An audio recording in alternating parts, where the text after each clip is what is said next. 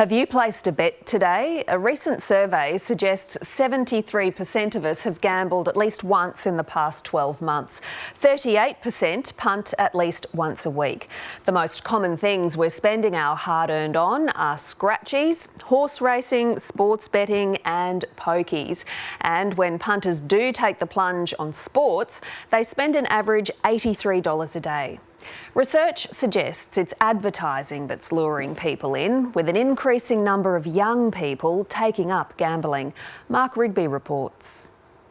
A night in front of the footy is becoming a costly pastime for many young Aussies. Money-wise, it's not good because I've lost a lot of money from it. But then, it's the draw of the winning, the possibility of winning that all back. Sports betting advertisers are cashing in on a new generation of gamblers. A recent study found increasing amounts of young Australians are betting on sport. Young men aged 18 to 34 are much more likely to gamble on all of the products that we look at. They spend more money and they gamble more frequently, and they're more at risk of harm. Bet with mates. It found exposure to gambling ads often made young punters increase their bets or try new wagers on impulse. It's not only TV ads influencing behaviour.